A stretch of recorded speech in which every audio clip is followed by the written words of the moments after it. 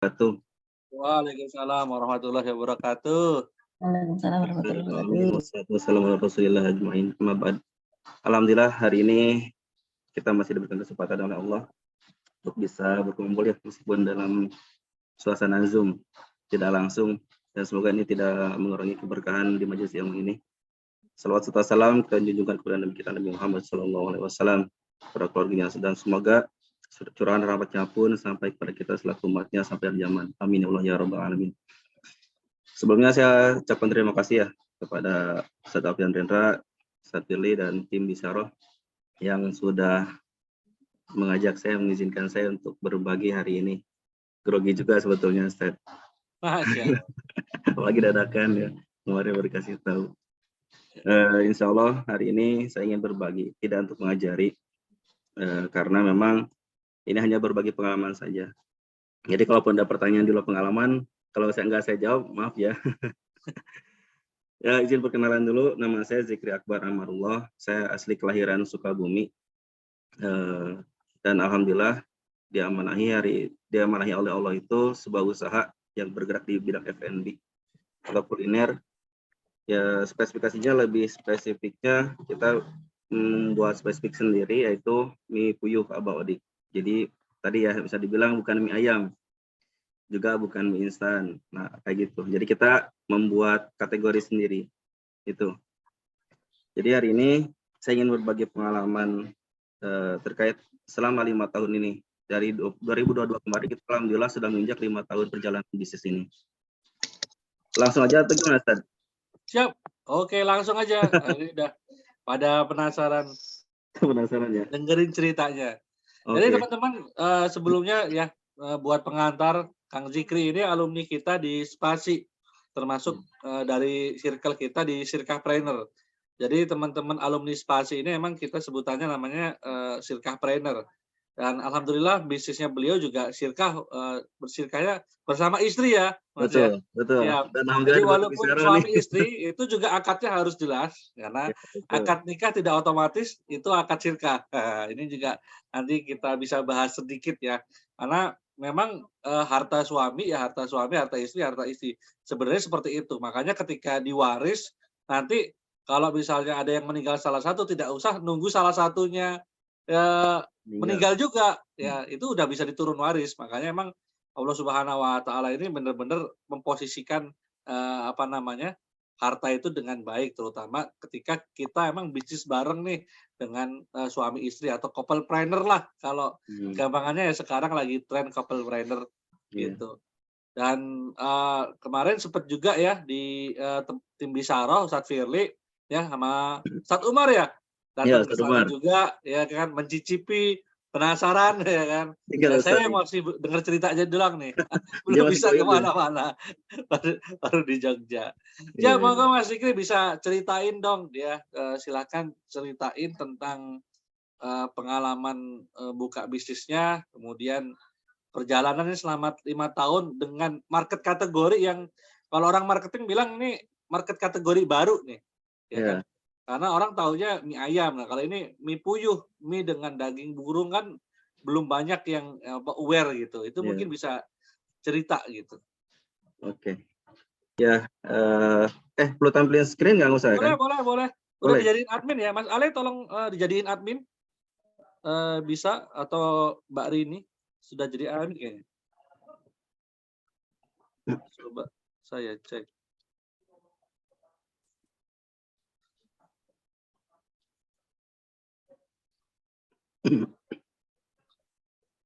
Oke, udah jadiin co-host Mas Gili. Silakan bisa menampilkan slide. Oke. Saya ingin berbagi nih ya.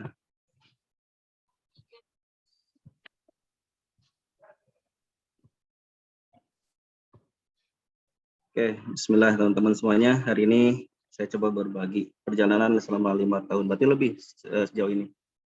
Alhamdulillah selama 5 tahun ini kami merintis usaha ini di tahun 2017. Kenapa saya bilang merintis?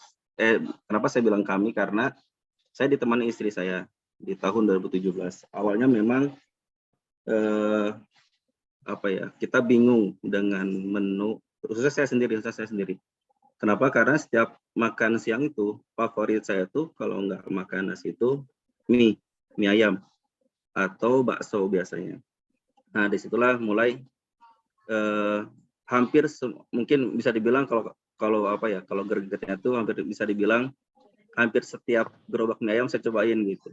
Masya Allah. Gitu. Karena memang favorit saya pengen tuh rasanya sama atau enggak. Ternyata memang kalau dirasain mirip-mirip semua, mayoritas sama, hampir sama kurang lebih. Di situ mulai ada kejenuhan sebetulnya. Samping itu memang dulu saya basicnya sebenarnya di pabrik kerja. Sebelum menikah saya sudah punya impian, saya punya target kalau saya nanti setelah menikah tidak akan bekerja lagi di perusahaan, tapi ingin membuat sebuah perusahaan sendiri. Di situ. Nah, kemudian mulailah saya coba-coba cari. Memang sebelumnya pernah usaha dulu sebelum mie ini kita bikin usaha, ada bubur sumsum pelangi, ada yang water dan sebagainya. Cuman pada Allah nggak berjalan. Nah, ketika mulai merintis ini, kita coba trial dulu. Sebetulnya bukan mie puyuh terlebih dahulu awalnya, tapi di bebek, mie bebek awalnya. Kemudian kita coba, bebek ya? Ya, kita kasih resep kita kasih cicip dulu ke teman-teman. Waktu itu kita ada namanya geng lah gitu, komunitas ranger. Nah, saya kasih coba ke mereka, ternyata alhamdulillah responnya baik.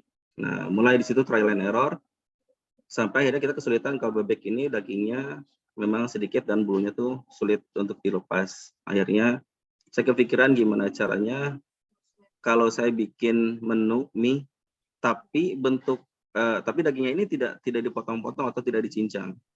Saya ingin mie-nya ini, si toppingnya ini tuh utuh. Dan nggak selalu harus ayam. Saya pikirnya gitu. Saya ingin sesuatu yang berbeda waktu itu. Nah, mulai kepikiran kalau ayam terlalu gede, saya cari ayam yang lebih kecil. Ternyata akhirnya larinya ke burung puyuh. Qadarullah waktu itu kita masih kontrak di tempat di Jalan Parungseh waktu itu. Yang punya kontrakannya ini punya peternakan burung puyuh. Nah, disitulah mulai kita alhamdulillah dikasih pinjam dagingnya, malah dikasih pinjam cicip dan sebagainya. Itu baiknya waktu itu. Nah, di situ mulai kita ngerintis. Di awalnya kita memang jualan online. Nah, sampai sekarang di tempat seperti ini. Nah, yang ingin saya bagikan ke teman-teman selain pengalaman, karena memang banyak pertanyaan terkait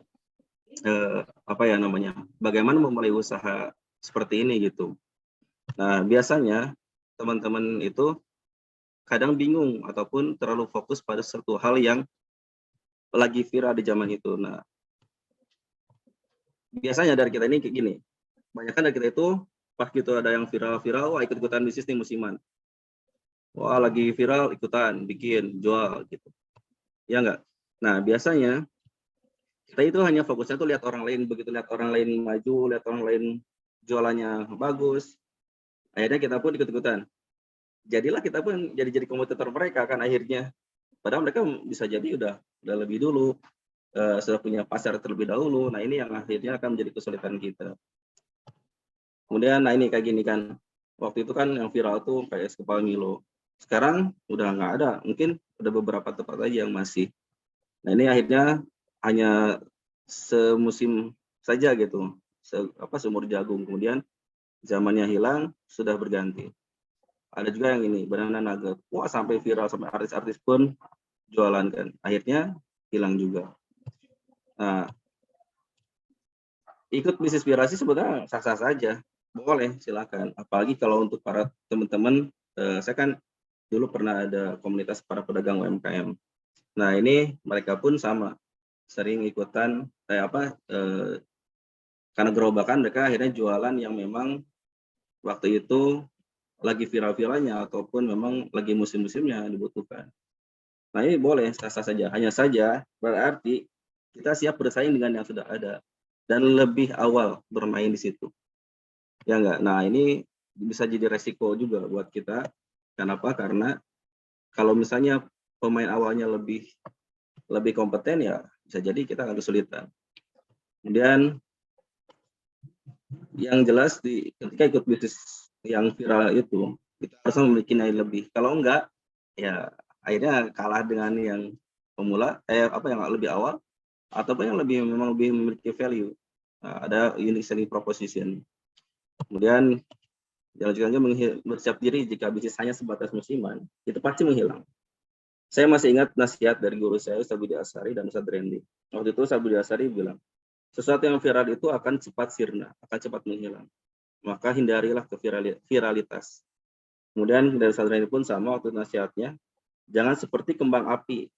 Karena kembang api itu begitu dinyalakan, meluncur, pecah, kemudian bersinar, tiba-tiba dalam sekejap redup.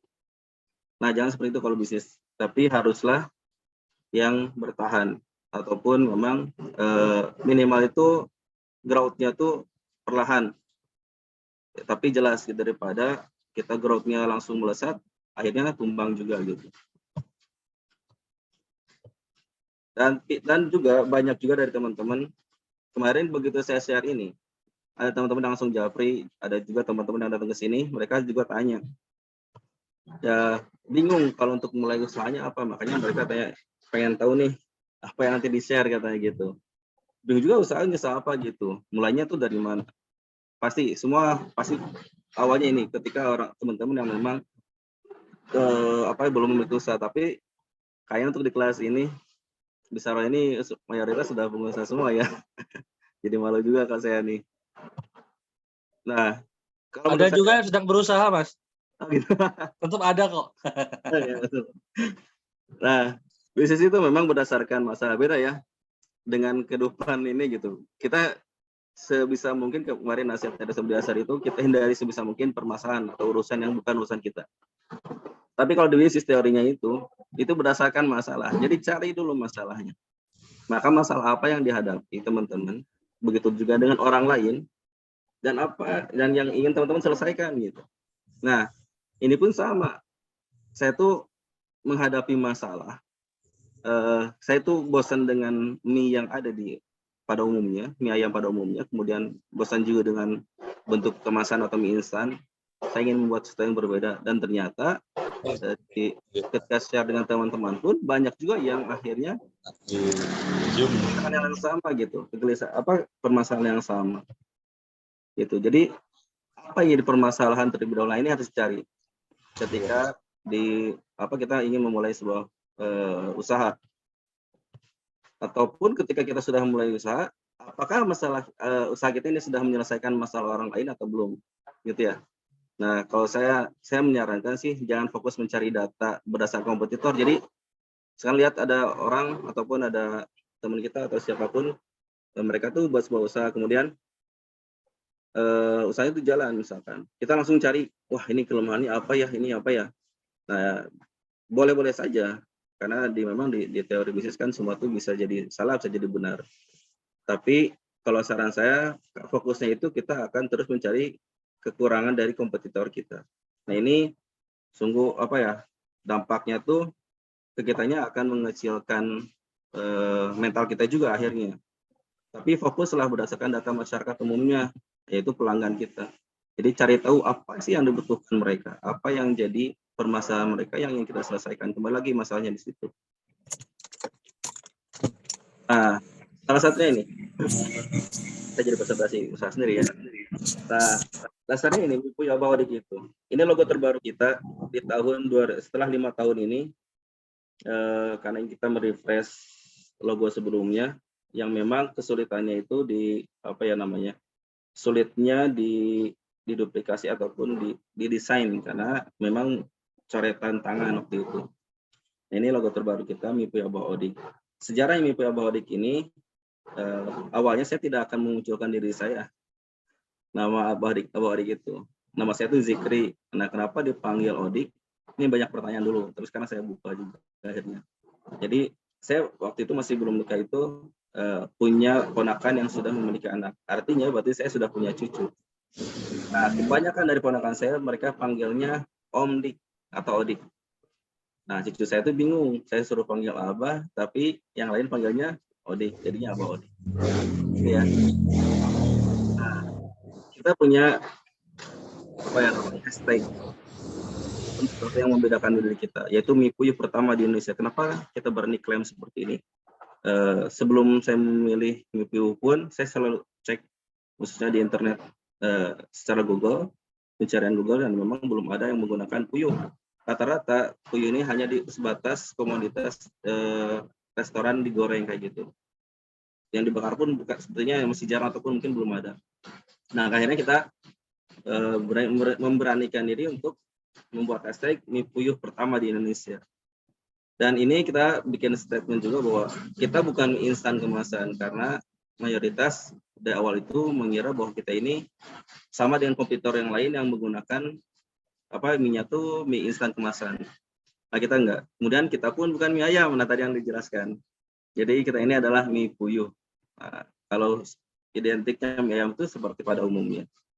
Nah, ini ada Instagramnya mie Abaodi. Facebooknya juga ada mie puyuh Abaodi, dan ini untuk kontaknya juga. Tampilannya seperti itu mie-nya. Oke, teman-teman. Cepetan enggak ya? Awal mulanya berdiri itu di tahun 2017. Tadi dari permasalahan yang saya hadapi, yang ingin saya selesaikan di masyarakat. Kemudian ini logo pertama kita. Nah, pertama itu kita memulai dengan jualan online atau di pre-order, karena kita belum ada tempat waktu itu. Dan alhamdulillah, izin Allah, di tahun 2017 itu setelah online kan waktu itu saya masih menjadi Santri Karya DT, kerja di Darut Tauhid Peduli. Waktu itu masih DPU DT waktu itu.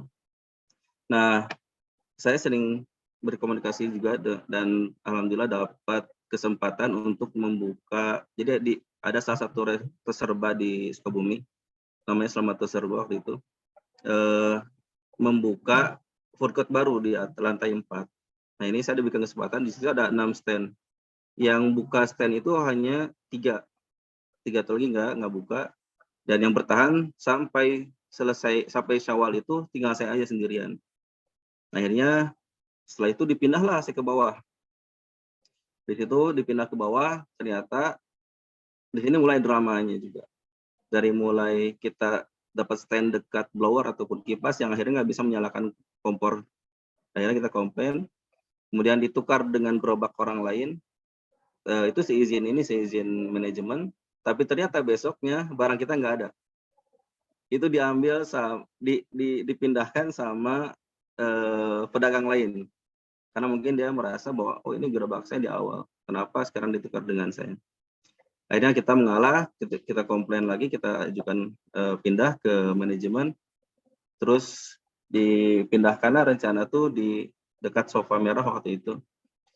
Nah, di situ ada gerobak bekas bubur yang sudah nggak berjualan, tapi di sampingnya ada usaha mie yang lain, hot plate.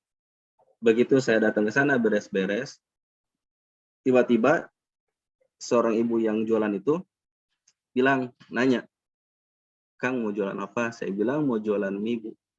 Langsung responnya itu wah luar biasa.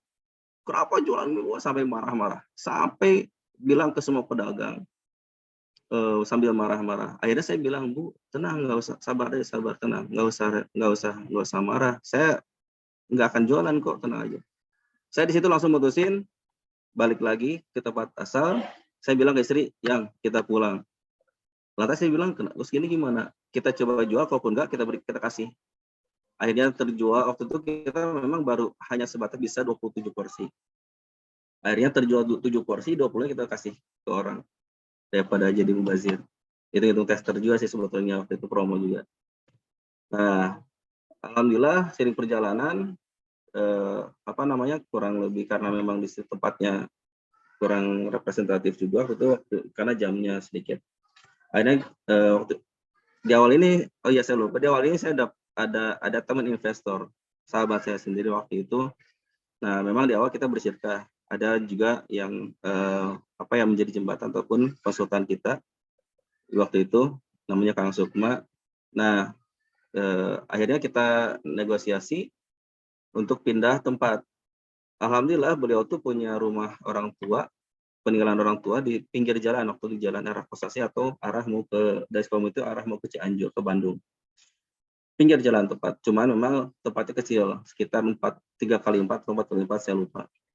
Nah, akhirnya kita ngebangun di situ, saya sendiri langsung terjun karena memang keterbatasan dana.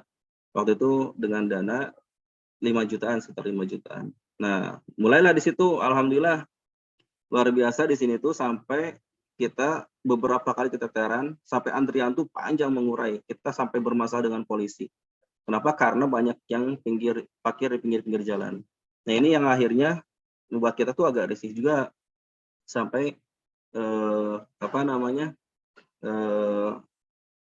Kerepotan akhirnya kan gitu. Tapi luar biasa responnya waktu itu sampai apa namanya? Sampai beberapa bulan. Nah, pas lagi di puncak-puncak naiknya, izin Allah kita mendapatkan sebuah hujan juga, sebuah hujan lagi banyak-banyak stok, lagi rame-ramenya, tiba-tiba kita difitnah. Nah, disitulah akhirnya kita sampai beberapa proses sampai kita mau jualan lagi, ternyata si tempatnya mau diambil alih sama yang punya. Akhirnya ya udah kita bagi rugi dengan investor, selesai. Nah, waktu itu lagi rame-ramenya. Ini tempatnya kecil banget. Apa namanya, kondisinya kayak gini. Jadi masih tongkrong atau angkringan, yatai kalau secara bahasa Jepangnya. Sampai orang-orang Cina tuh banyak. Nah, mereka pecinta. Nah, ini kurang lebih kondisi. Itu 2018 Januari sampai itu hanya bertahan kurang lebih 5 bulan lebih. Kemudian Juni kita bingung kemana lagi. Alhamdulillah dapat informasi dari sahabat dan guru saya sendiri. Ada tempat di sini itu bekas pesantren, dapat wakaf dan dipindahkan ke area Nagar Cibadak. Akhirnya masih ada sisa kontrakan 1 tahun waktu itu dan boleh dibayar per bulan. Akhirnya kita pindah ke sini. Dan selama masa kekosongan ini saya sempat ragu apakah kita mau jalan atau enggak nih. Sampai banyak orang-orang yang menelpon saya, itu sampai banyak yang menawarkan modal. Sampai ada seseorang namanya Bu Hajarita apa itu, sampai telepon terus beberapa kali. Kang, emang kenapa? Saya bilang, Bu, maaf, saya gini-gini dijelaskan kondisinya. Sampai beliau tuh bilang, ya udah deh, saya bayarin. Mau berapa? Saya ada 100 juta cukup nggak? Waduh, Masya Allah. Saya bilang, ini 100 juta uang gede buat saya nggak khawatir memegang amanah ini. Akhirnya saya bilang, Bu, saya belum siap, nanti saya. Izin Allah, teman saya yang investor lama ini bilang lagi, Kang, saya tinggal punya uang sisa 30 juta. Bisa nggak kita sirkah lagi? Awalnya saya tolak, tapi kemudian udah deh kita lanjut gitu karena kasihan juga beliau.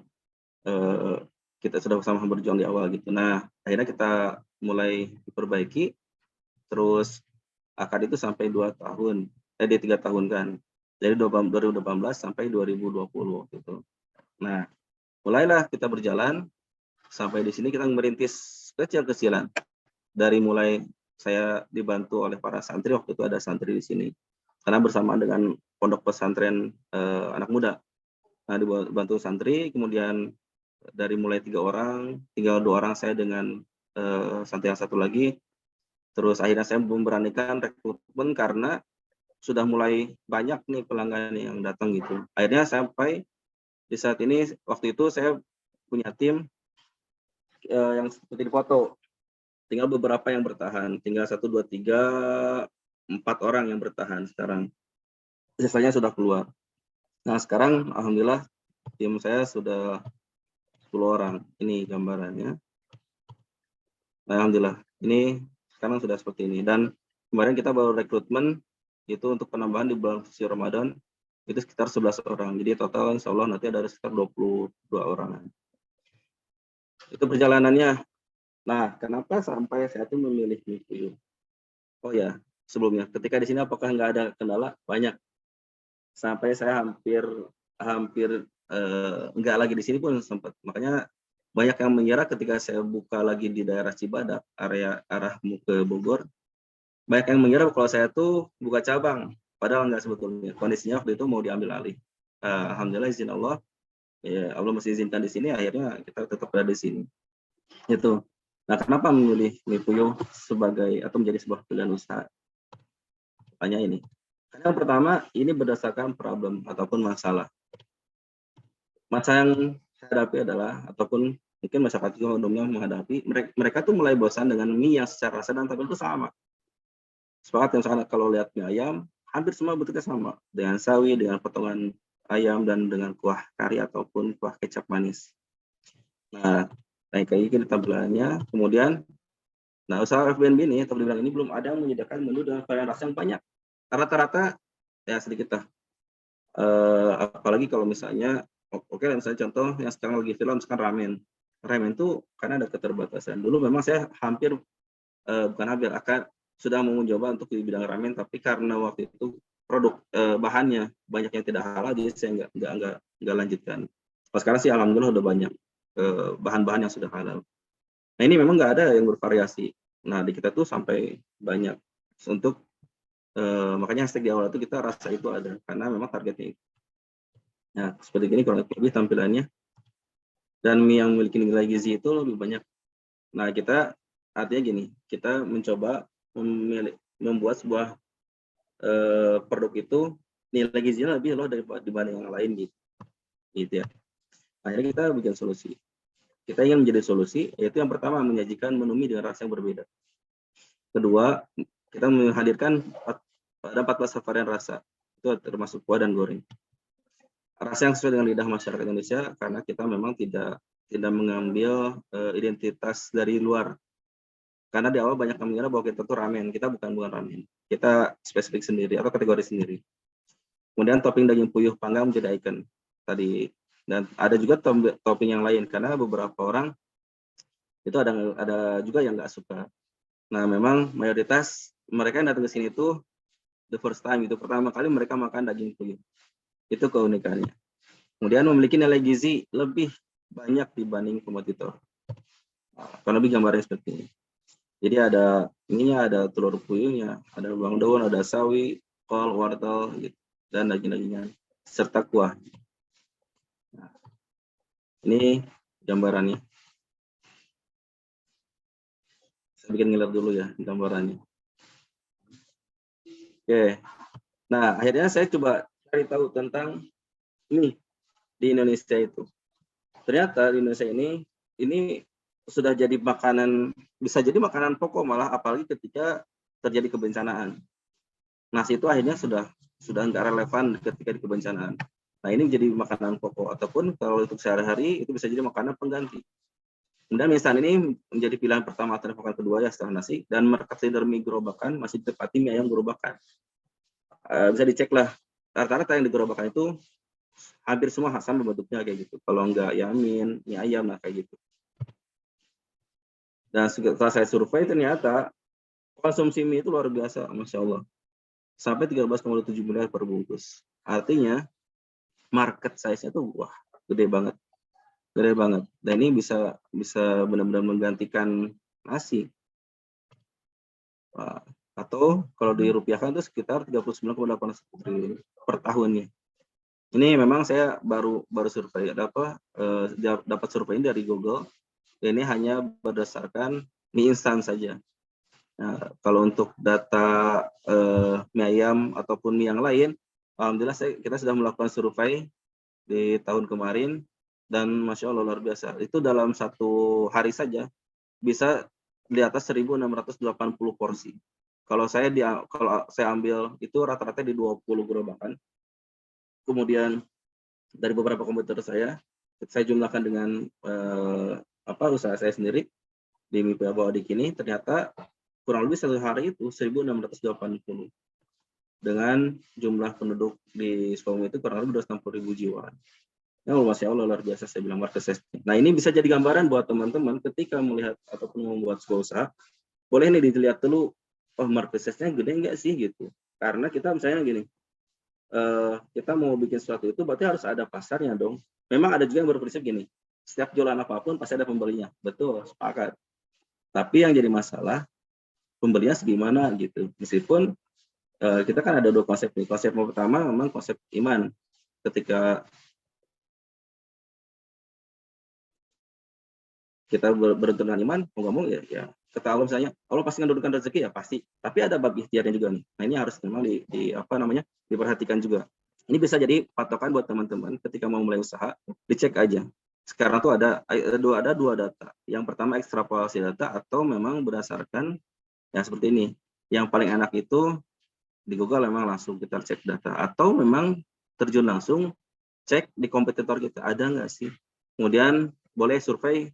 Kalau saya punya patokan gini, survei itu Kalau diambil 10 orang, dari 10 orang ini kalau 7 mereka suka, berarti oke produknya. Tapi kalau misalnya 50-50 saya nggak akan lanjut. Apalagi di bawah itu, misalnya 3 orang yang suka, 7 enggak, ya udah. Nah, itu program gambaran saya. Kemudian hal yang mendasar dari sebuah bisnis itu adalah temukan masalah yang ingin Anda selesaikan. Jadi kembali lagi, teman-teman boleh cari dulu masalahnya apa sih gitu. Jadi kita nyari masalah nih, ya. Kemudian buatlah solusi atas permasalahan tersebut, sesuatu yang dibutuhkan untuk memiliki nilai di mata pelanggan. Jadi harus ada nilainya, enggak juga bisa misalnya kita mau beda nih, kita mau bikin solusi misalnya kayak apa ya? Misalnya lagi musim hujan nih Sukabumi misalkan. Saya mau bikin apa ya? Pelindung hujan di motor deh misalnya. Pakai pelindung gitu di belakang sampai gitu. Bisa nggak ada pelanggannya? Bisa aja itu memang menyelesaikan masalah, cuman pasarnya ada nggak? Bisa aja orang itu tertarik tapi ribet juga akhirnya nggak jadi juga. Nah itu nggak bisa. Jadi harus ada nilai yang lebih di mata pelanggan yang memang benar-benar dibutuhkan. Kemudian lebih spesifik itu lebih baik dan asik kalau saran saya. Saya di merintis di awal itu nggak ada mie, nggak ada nasi kayak tadi ya, nggak ada nasi. Minuman pun kita cuma sebatas minuman instan kayak air mineral, teh botol dan sebagainya. Jadi kita benar-benar fokus di mie. Di awal itu hanya 3 rasa. Dilanjutkan ketika di food court itu tinggal ada 5 rasa dan 6 rasa berlanjut. Sampai sekarang mulai perluasan itu di 14 rasa. Dan itu pun terus dievaluasi. Dievaluasi mana ya produk yang memang nggak produktif. Kita evaluasi apa yang jadi permasalahan. Kalau memang ternyata memang kurang secara produknya ya kita keluarkan. Kita nggak akan munculkan lagi. Tapi kalau memang misalnya ternyata masih relevan sebetulnya, cuman mungkin kurang promo ya kita promosikan. Nah, kurang lebih itu. Makanya kalau saran saya itu di awal membangun sebuah usaha baiknya fokus pada satu bidang aja. Jadi fokus pada hal yang spesifik. Biar kita tuh nggak kerepotan juga. Kita ini bukan Superman. Kita ini bukan tangan kita cuma 2 gitu. Apapun dikerjain semua enggak. Kita akan kerepotan. Capek sendiri akhirnya. Lebih baik kita menjadi spesialis agar mudah dikenal, baik secara brand produknya ataupun diri kitanya. Nah, akhirnya ini bakal secara otomatis ke kitanya. Kayak saya nih, akhirnya orang-orang memanggilnya Abah gitu, padahal saya tidak pernah mendeklarasikan diri saya nama Abah gitu. Karena usaha saya Abah Odik ini akhirnya banyak orang memanggilnya Abah gitu. Nah, ini pun terbranding dengan sendirinya gitu. Nah, ini bisa menjadi nilai jual buat kita gitu. Nah, ini terus menaikkan produk kita juga. Nah, jika dari awal Anda ingin menjadi palu gada, jadi apa yang lu mau gua ada dah gitu. Ada teman saya tuh bikin usaha, itu di awal-awal sampai ada kurang lebih 40 macam. Bayangin, dengan tim hanya 5 orang. Wah, luar biasa saya bilang. Sampai mereka keteteran dan banyak dikomplain. Kenapa? Karena nggak akan terpenuhi gitu. Kebutuhan pelanggannya tuh jadi keteteran akhirnya. Nah, maka Anda harus siap dengan segala resikonya kalau misalnya Anda mau menjadi palu gada atau misalnya terserba. Itu beda dengan retail ya, beda. Nah, kalau saran saya yang pertama mulai dari pertanyaan bawah ini. Yang pertama itu masalah boleh dicatat misalkan, coba deh saya bikin list masalah apa yang ingin diselesaikan. Coba cari tahu. Misalnya kalau di fashion kan banyak nih dari fashion wanita misalnya. Fashion wanita dari mulai rambut sampai ujung kaki. Saya pengen di fashion jilbab deh.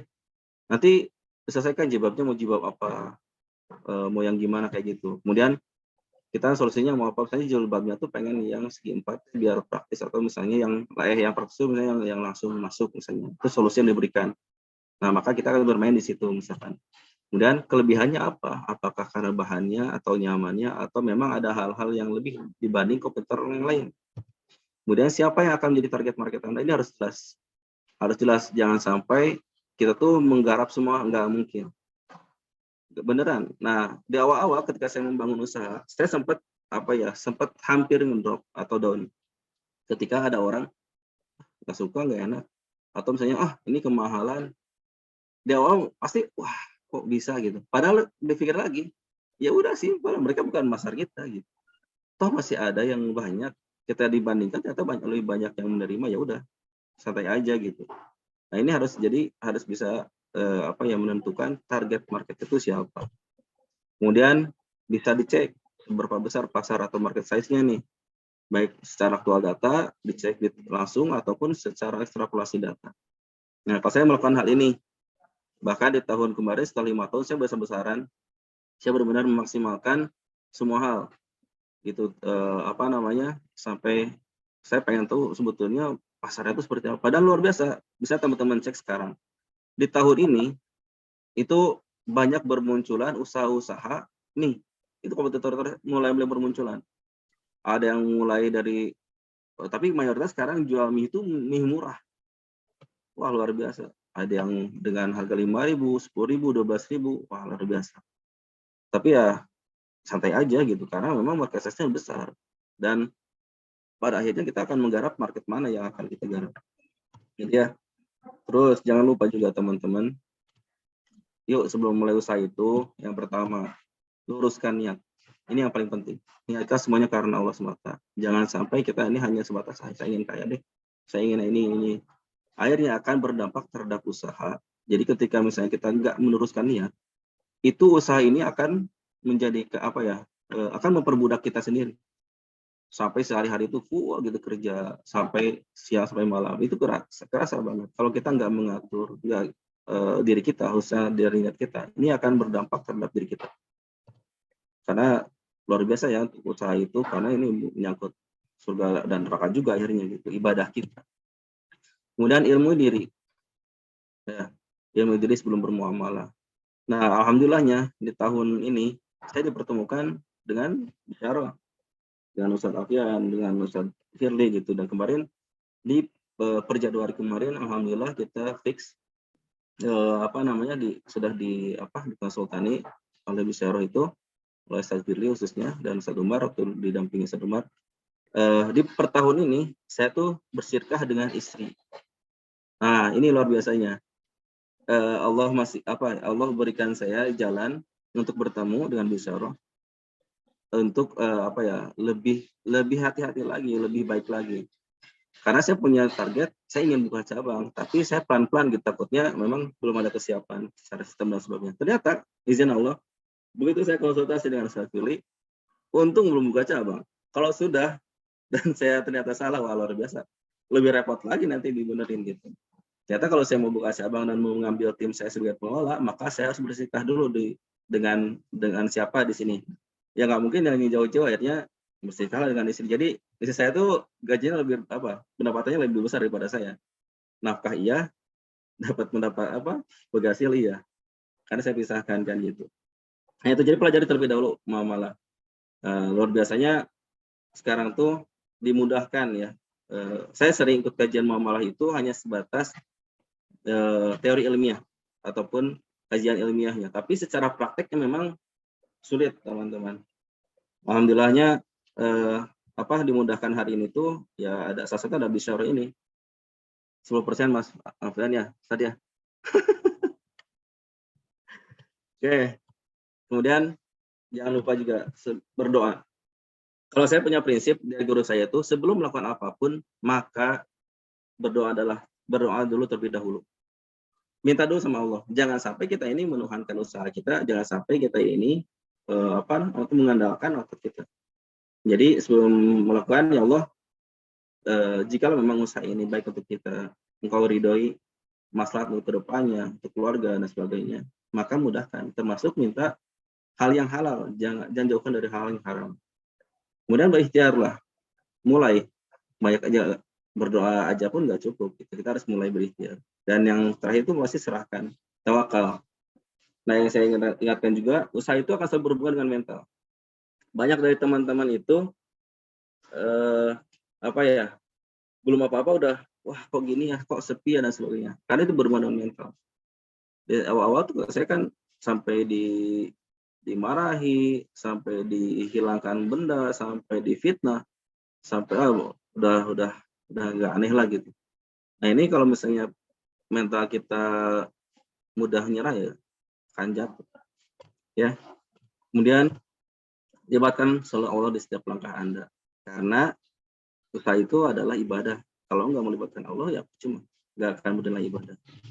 We are nothing without Allah. Ya. Nah, saya menekankan terakhirnya itu gini.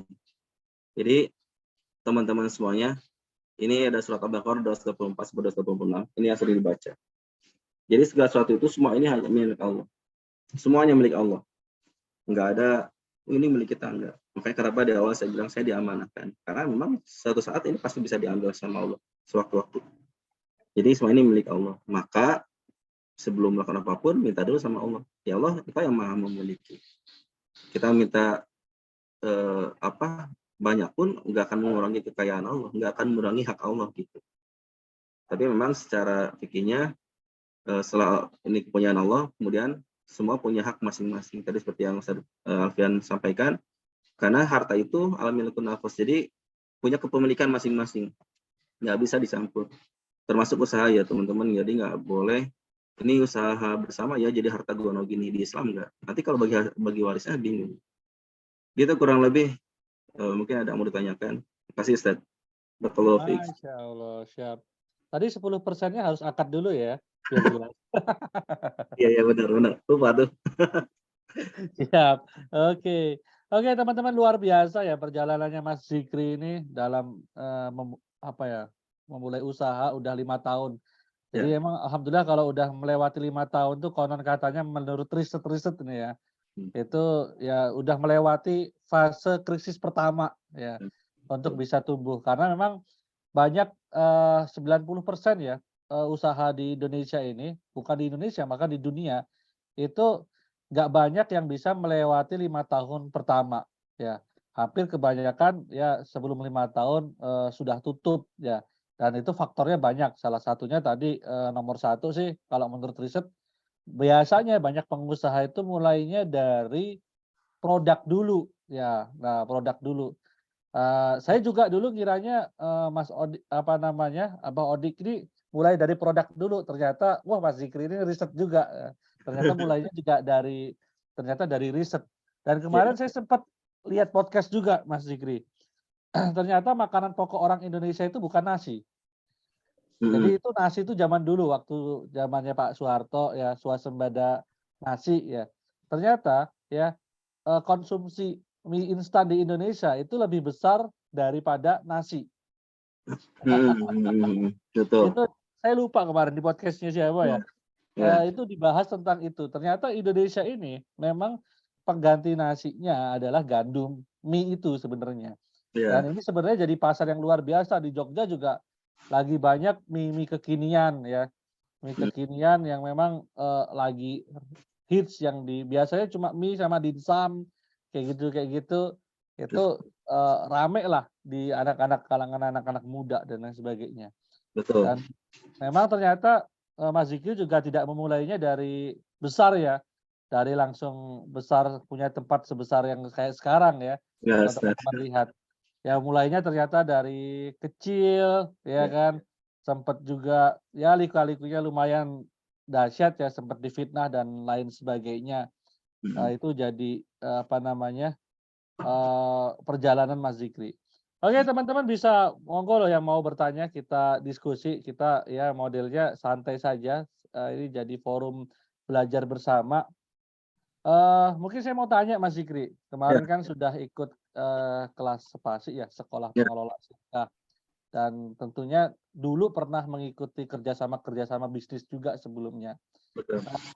Setelah mengikuti kelas sirkah dan mengetahui sirkah yang sesuai syariah, menurut Mas Zikri apa sih kehebatan sirkah ini ya?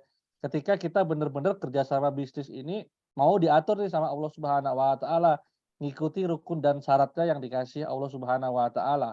Kebanyakan kan teman-teman ini kerjasama bisnis ya udah kerjasama aja, tapi tahu-tahu nanti di belakang banyak nih Mas. Saya dulu teman-teman ya di circle yang lama itu ya kerjasama terus jadi musuhan, itu banyak kayak gitu-gitu.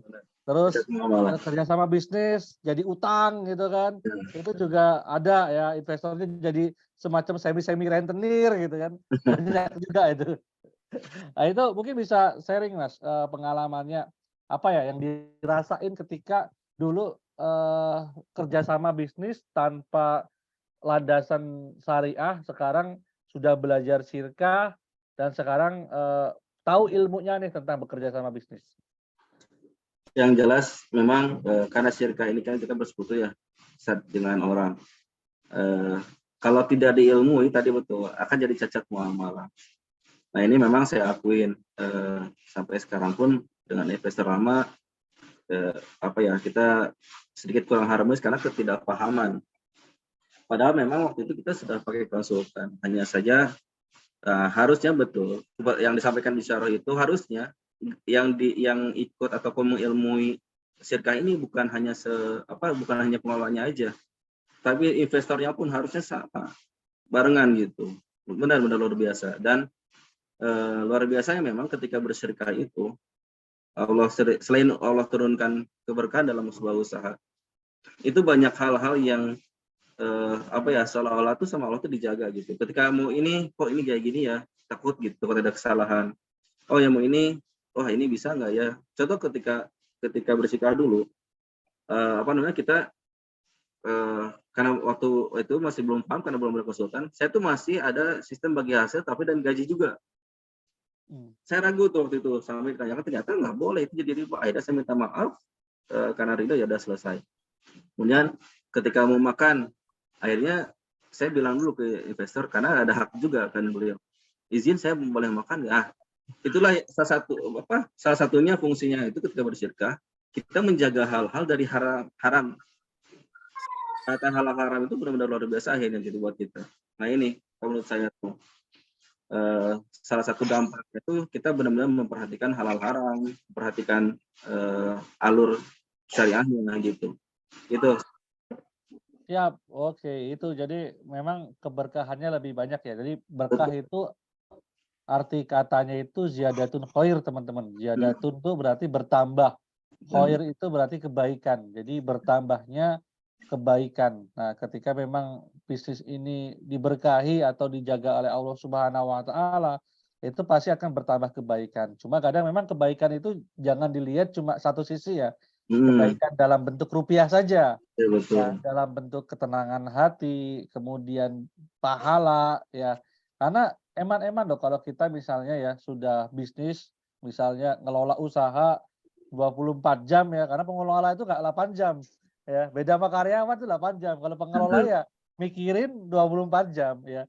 Udah kerja 24 jam, ternyata ya nggak jadi pahala, itu kan eman-eman. Karena amal soleh ini kan bisa dianggap jadi amal soleh kan syaratnya bukan hanya ikhlas, tapi juga harus ittiba Rasul atau sesuai dengan syariah. Ya, kalau teman-teman sholat subuh ya, semuanya, kalau sholat subuh itu kan 2 rakaat. Kalau tiba-tiba kita ya jadi 3 rakaat kan, sehebat apapun ya kan, sholatnya niatnya bagus, tapi juga nggak terima karena tidak sesuai dengan rukun sholat. Nah, ternyata rukun dan syarat ya itu bukan hanya di sholat, ternyata di kerjasama bisnis, di muamalah itu juga ada. Dan ini harus diperhatikan ya teman-teman, sehingga kita beramal itu jadi amal soleh. Karena nah, ngomong-ngomong tentang amal soleh, nanti sudah pertanyaan ya, ada pertanyaan masuk. Nanti bisa cerita Mas tentang kayaknya ada komunitas provokator amal soleh nih. Betul. Nanti bisa sedikit cerita, saya juga penasaran nih, kayaknya komunitasnya seru gitu kan. Ini kayaknya ada pertanyaan nih atau pertanyaan atau tanggapan nih dari Jeng Ana di Bantul ya. Nah, saat mengalami down ya atau benar-benar dalam posisi terpuruk, apa saja Mas yang dilakukan terutama keluarganya Mas? Tips-tips untuk bangkit bagaimana? Tantangan dalam mengatur tenaga dan benturan yang berhadapan dengan sistem yang sekarang ya, amunisinya apa sih yang perlu dipersiapkan ketika mengalami benturan misalnya, seperti itu. Itu ada pertanyaan dari Jeng Ana yang ada di Bantul, Yogyakarta. Kalau tips saya sih ketika mengalami down gini, saya punya pegangan yang pertama itu di Al-Quran sudah dijelaskan, ma asabba min musibatin illa biidznillah. Setiap musibah itu izin Allah. Semua hal yang terjadi ke kita itu izin Allah. Bahkan sampai jatuhnya daun pun itu sudah Allah takdirkan. Nah, kalaupun misalnya ada hal yang terjadi ke kita, maka pahami bahwa ini bisa jadi sudah takdir kita. dan memang Allah akan menitipkan sesuatu hal hikmah pada kita. Tapi kata Allah jelas juga, wa ma asabakum min musibatin fa bima kasabat aydikum wa ya'fu an katsir. Jadi setiap musibah yang terjadi itu, nah hati-hatilah, hati-hati. Bisa jadi karena kelalaian kita nih. Contoh misalnya gini, kita pernah ketika usaha itu down, yang kita salahkan bukan lagi di produk, tapi kita menyalahkan diri kita sendiri. Saya sampai istriku saya sudah introspeksi, yang bisa jadi karena kita terlalu pola gaspol gitu di usaha itu, sampai akhirnya kita sholat terbengkalai, ibadah-ibadah lain terbengkalai. Nah, kita pahami bahwa Allah itu Maha Pencemburu. Nah, kalau misalnya Allah sayang sama kita, pasti akan ada sesuatu hal yang Allah ambil itu untuk menegur kita. Nah, salah satunya itu ketika down misalnya. Bisa jadi Allah itu lagi cemburu atau mengingatkan kita bahwa kita ini sedang jauh dari Allah, ataupun Allah ingin kembali kepada Allah ingin kita itu kembali kepada Allah. Nah, pahami itu bahwa bisa jadi takdirnya. Saran saya adalah yang pertama, lakukan sholat. Saya sering kayak gini, ketika misalnya ada apa-apa, kalau sumur itu kering, maka besok akan hujan. Jadi selama rezeki kita itu masih ada, apapun ketika terjadi, misalnya kita nggak ada rezeki, besok itu pasti datang rezeki lagi. Kalau kita masih hidup. Nah, pahamnya di situ. Jadi, salah satu yang menghalangi rezeki adalah kelalaian kita. Makanya saya lakukan sholat terlebih dahulu. Di sholat, kita mohon sama Allah ampunan, dan minta, ya Allah, kalau memang ini maslahat, maka bukakan rezekinya. Kalau tidak, maka jauhkan. Nah, biasanya jawaban Allah itu enggak selalu dalam bentuk rupiah. Tiba-tiba misalnya ada kemudahan apa, atau memang tiba-tiba dijauhkan, bisa terjadi. Nah, kalau saran saya gitu ya, jadi pahami dulu, kemudian dekati lagi Allah, itu masalahnya. Kemudian apalagi ya tips untuk bangkit ya, tadi udah, tantangan dalam pengaturan tenaga dan benturan yang dihadapi dengan sistem sekarang. Kalau saya sih ini maksudnya apa ya, tenaga dan benturan yang dihadapi dengan sistem, maksudnya sistem dari pemerintahnya mungkin ya. Jeng Ana bisa berikan tanggapan mungkin untuk memperjelas. Assalamualaikum. Waalaikumsalam warahmatullahi wabarakatuh. Jadi penasaran aja dengan kan setelah jadi ikut sirkah gitu loh. Itu maksud saya tuh ngadepin benturan-benturan yang saat ini gitu loh kan, terus terang kayak dengan pemerintah, dengan sikon masyarakat yang kapitalis, yang liberalisme kayak gitu tuh, jenengan apa aja yang jenengan lakukan gitu loh, apalagi sekarang sudah belajar sirkah gitu, sirkah yang benar-benar sesuai syariah itu apa saja, saya ingin tahu aja, penasaran tips-tipsnya. Maksudnya ketika memang ya akhirnya pingin bisnis sukses syariah pasti akan ada tantangannya gitu ya. Betul. Ya gitu loh. Itu apa aja karena kan untuk belajar. Misalnya benturan sama investor gitu juga kan, kadang juga ada investor yang diajak sirkah nggak mau juga. Gitu. Terus pelanggan itu tiba-tiba menghilang kayak gitu, itu gimana kan seringnya kebentus kayak gitu loh. Kalau mungkin jenengan warung terus tenaganya mungkin jenengan berubah sistemnya dalam pengaturan tenaga yang biasanya seperti ini terus jadi berubah karena mau syar'i, jadi ada syarat-syarat tambahan atau gimana, terus nanti jadi tenaganya keluar, seperti itu loh. Itu gimana jenengan Mas?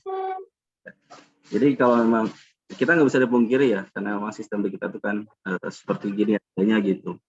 Nah, apapun yang bisa kita hindari. Tapi apapun yang kita paksakan, setidaknya kita nggak ridho. Kalau saya prinsipnya itu sih. Nah, termasuk ketika misalkan kayak sekarang lah, kita tuh sudah mulai dilirik, sudah dapat surat cinta nih gitu. Tahu yang lagi viral gitu. Dapat jadi Rubicon kan akhirnya.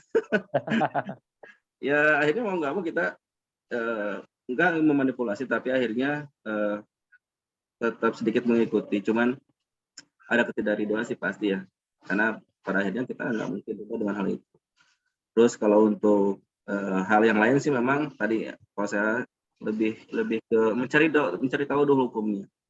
Nah ketika di Bisara sendiri kan pendapat tadi bicarakan bahwa PT itu sampai hukumnya jadi haram kan. Nah itu menjadi rujukan juga, oh berarti saya harus hati-hati nih ketika melakukan hal ini. Tapi ketika menjadi syarat kenegaraan, ya akhirnya itu hanya sebagai formalitas aja kalau saya lakukan gitu. Nah adapun ketika melayani mendapatkan tantangan dari pelanggan, alhamdulillah sih sejauh ini memang saya tuh membangun usaha itu dengan menjalin chemistry dengan pelanggan. Makanya di awal itu konsepnya tuh gerobakan kayak angkringan. Kalau tadi saya bilang kalau versi Jepangnya itu sebutnya yatai. Nah ini untuk memudahkan saya berkomunikasi dengan pelanggan. Nah di situ mulai saya cari tahu apa sih yang jadi permasalahan mereka ataupun kesukaan mereka. Nah lahirnya 14 rasa ini karena saya berdasarkan survei dari pelanggan itu, oh ternyata ketika saya kasih kuah ini si A lebih cenderungnya ke asin, dia nggak suka yang asam, oh berarti saya harus bikin menu yang asin. Nah sampai seperti itu, meskipun kita nggak mungkin menjadi semua hal yang dibutuhkan orang gitu, tapi setidaknya yang jadi mayoritas kita ambil. Nah itu tantangannya. Kalaupun misalnya ada pelanggan yang nggak balik lagi, misalnya ketemu di jalan, biasanya saya sering ambil iseng, oh ya kemana aja kayak gitu ditanya. Kalau jawabannya misalkan tapi mayoritas mereka jawaban itu karena pindah. Alhamdulillah survei terakhir itu kemarin 70% yang datang ke kita itu bahkan sampai 80% itu yang repeat. Ya, yang baru tuh malah 20. Nah, yang berikutnya memang ada tantangan lagi. Di sini tuh kan kita nggak pakai musik. Nah, kalau secara pertanyaan kan akhirnya jadi perdebatan tuh. Wah, apakah ini karena mengharamkan musik dan sebagainya? Nah, akhirnya itu saya membuat cara mendakwahkan pun sederhana. Memang saya tidak saklek mengharamkan musik pada siapapun. Tapi saya bilang tempat ini saya khususkan, kenapa tidak pakai musik? Karena saya khususkan untuk teman-teman yang ingin berinteraksi secara bebas. Mau ketawa ke TV dan sebagainya itu bebas. Nah, salah satunya itu. Jadi kalau untuk benturan-benturan sih, kalau saran saya, ya itu harus dihadapi mau nggak mau ya. Cuman ada yang nantinya jadi formalitas, dan harus ada ketidakriduan kalau memang itu bertentangan dengan syariah. Karena ini jadi pertanggungjawaban kita juga. Gitu ya Bu ya. Oke, makasih Mas Sesekullah. Siap, terima kasih Jeng Ana. Monggo silakan teman-teman yang lain loh yang mau bertanya boleh. Oke, kita balik lagi tadi Kang Zikri ke komunitas provokator amal soleh ini ya. Aduh, itu komunitas apa ini Mas? Jadi memang saya tuh lebih banyaknya ke sosial. Dari tauhid sampai ke pedagang sampai sekarang tuh di provokator amal soleh. Jadi saya gabung di provokator amal soleh itu awalnya karena orang tua saya tuh dulu banyak santrinya. Jadi rumah saya itu dekat pesantren. Nah banyak santri yang mereka tuh sampai nggak makan. Nah ditampunglah di rumah gitu. Nah begitu ketemu dengan teman-teman provokator amal soleh, mereka tuh mendistribusikan beras ke pondok-pondok. Nah saya ingin melanjutkan estafet dari apa yang dulu orang tua saya lakukan. Nah dengan cara mendistribusikan beras. Nah itu. Jadi memang secara fokusnya kita mendistribusikan beras ke pondok-pondok dan itu kurang lebih di data kita ada 128 pondok gitu. Dan alhamdulillah sudah berjalan sampai sekarang meskipun ya naik turun ya gitu. Apalagi setelah kasus yang sempat viral tentang sosial ya, komunitas sosial itu dampaknya luar biasa. Trusting masyarakat jadi berkurang. Itu sedikit lagi Mas. Yap.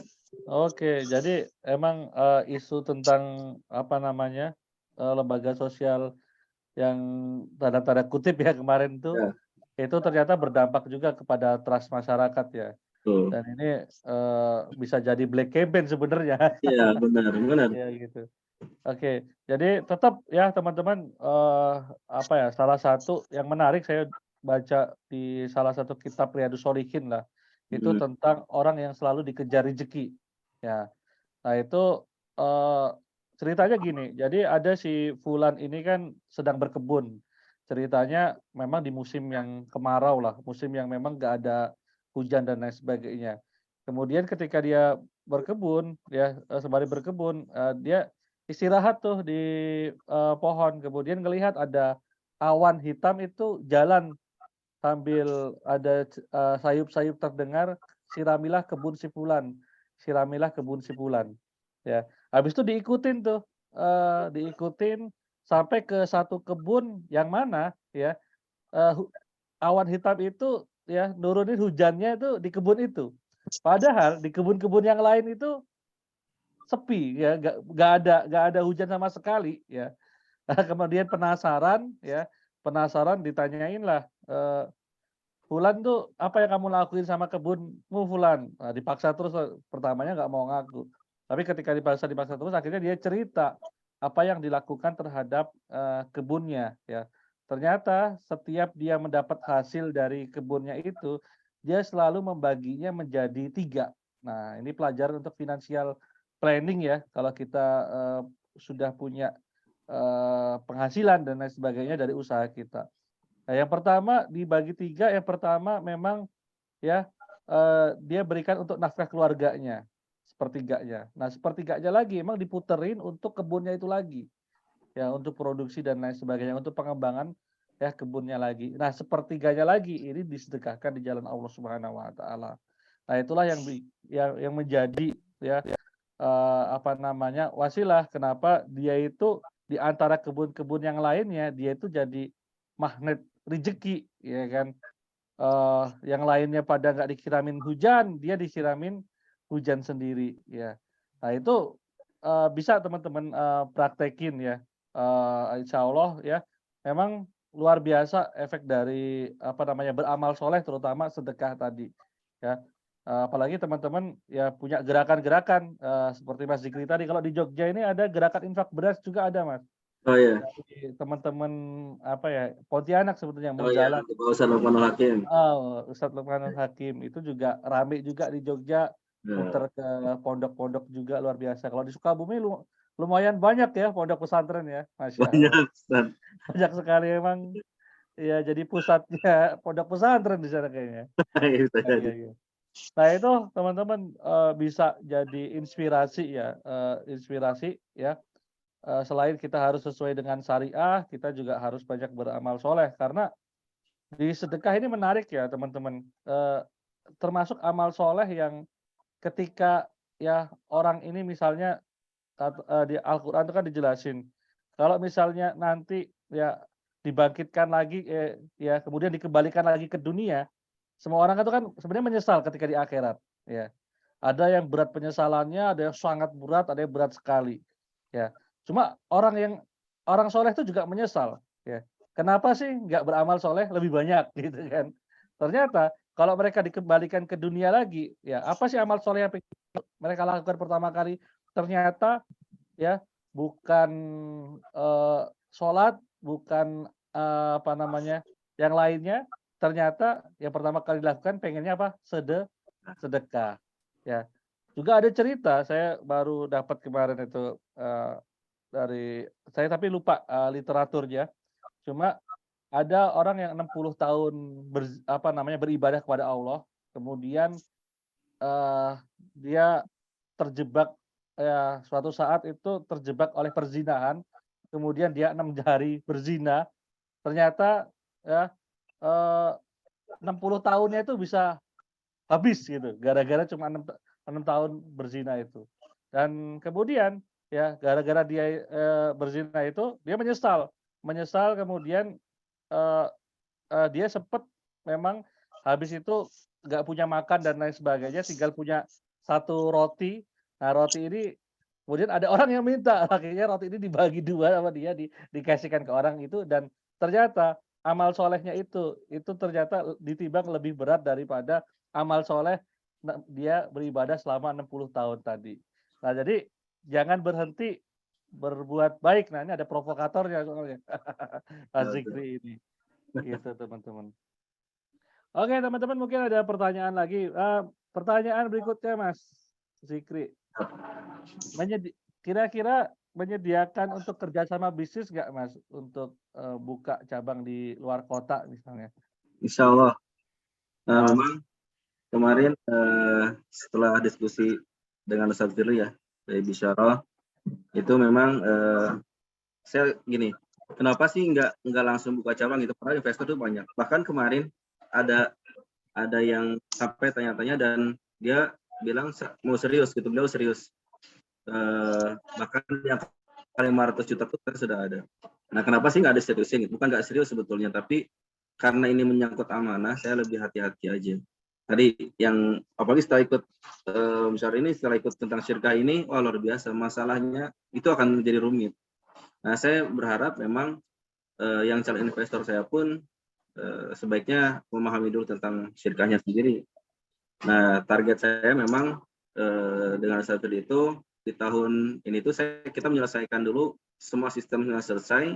Makanya kita sekarang baru renovasi tempat, perluasan area ini sekitar jadi seatnya itu sekitar 200 orang.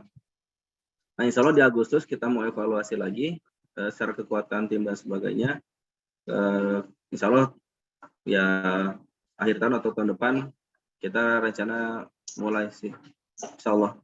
Siap, oke. Wah, luar biasa ini. Ditunggu-tunggu soalnya penasaran nih kota-kota yang lainnya ya untuk mie puyuh ini. Iya. Luar biasa. Oke, teman-teman, ini ada sedikit pengumuman sebelum kita tutup. Insya Allah buat teman-teman yang pengen belajar tentang syirkah, ya kita ada workshop syirkah waktu dekat ini ada 2 teman-teman. Yang pertama ya ada di Palembang, kalau teman-teman di daerah Palembang, kita ada di daerah Muara Enim.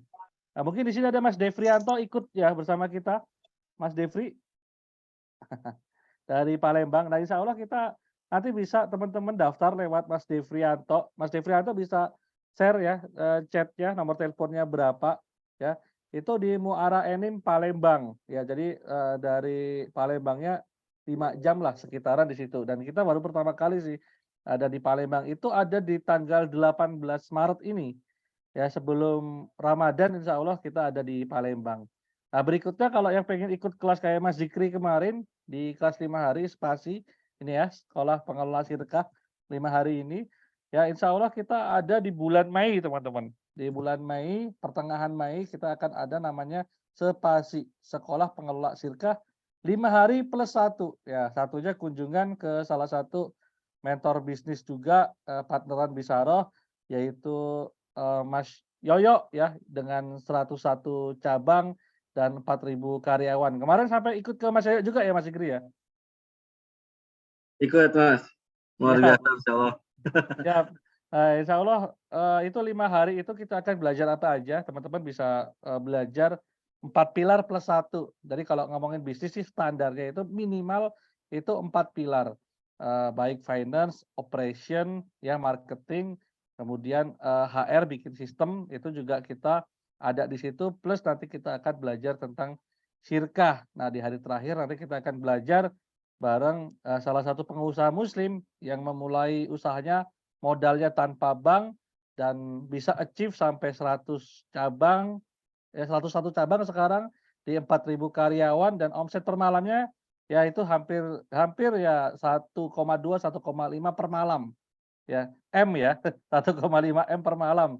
Itu luar biasa. Nah, ini apa ya bisa jadi inspirasi teman-teman ya bahwa ada loh pengusaha muslim yang bukan PT ya kan, bukan perseroan ya, perusahaan pribadi ya kan, cabangnya bisa banyak, karyawannya bisa banyak, omsetnya juga bisa gede tanpa permodalan ya selain dari permodalan riba. Karena sekarang tuh gitu Mas Zikri. Kalau kita Ya. nggak pakai modal bank gitu atau modal riba nggak bisa, usaha kita nggak besar. Nah itu kan kita menuhankan permodalan ya. Benar. Padahal Islam punya solusinya kan tadi misalnya. Ya solusinya dengan syirkah.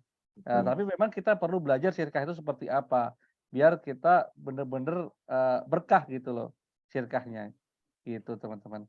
Itu sih pengumumannya dari bisyarah.id ya. Silakan teman-teman yang mungkin di daerah sekitar Palembang dan sekitarnya ya bisa merapat ke Muara Enim tanggal 18, 19 Maret 2022 dan nanti ya di bulan Mei ya kita insya Allah akan ada spasi sekolah pengelola sirkah batch 3 gitu teman-teman. Nah Mas Zikri kemarin itu ikut yang batch 2. Luar biasa. Ya, oke. Ada pertanyaan lagi nih teman-teman, kalau tidak ada mungkin karena waktu kita ini hari Jumat tuh pendek Mas ya.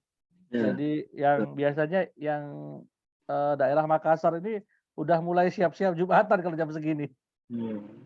Ya, mungkin kita akhiri saja. Terima kasih banyak kepada Mas Zikri sudah berbagi, sukses berkah dengan usahanya ya.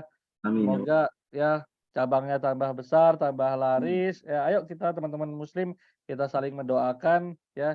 Semoga apa yang dilakukan Mas Zikri juga bisa jadi amal soleh dan bisa menginspirasi terutama para sirkahpreneur di seluruh Indonesia. Ternyata bisa loh sirkah ini menjadi solusi permodalan tanpa lagi teman-teman menggunakan utang riba gitu ya.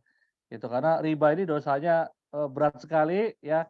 Nah, ini ada solusinya dari Allah Subhanahu wa taala, cuma memang belum banyak orang yang tahu gitu. Nah, makanya dengan kita mengkampanyekan sirkah ini semoga bisa menjadi apa ya, amal soleh kita ya, biar teman-teman ini tahu ternyata ada solusi permodalan selain pakai modal riba gitu. Terima kasih Mas Zikri ya. Sama-sama, Mari, Ustaz. ya, mari kita tutup dengan doa kafaratul majelis bersama-sama. Subhanaka Allahumma rabbana bihamdika asyhadu alla ilaha illa anta astaghfiruka wa atubu ilaik. Kurang lebihnya saya mohon maaf. Akhirul kalam. Wassalamualaikum warahmatullahi wabarakatuh. Waalaikumsalam. Ya, terima kasih teman-teman semua, Mas Zikri. Yo, sama-sama. Terima kasih banyak. Ya, Mbak Emma Kuala Lumpur, terima kasih. Mas Amron Izin dan pamit ya. Mas Devrianto dari Palembang, terima kasih dan teman-teman yang ada di seluruh Indonesia pokoknya. Terima kasih banyak. Assalamualaikum. Waalaikumsalam warahmatullahi wabarakatuh. Jangan lupa yang ada di dekat-dekat Palembang silahkan merapat ya.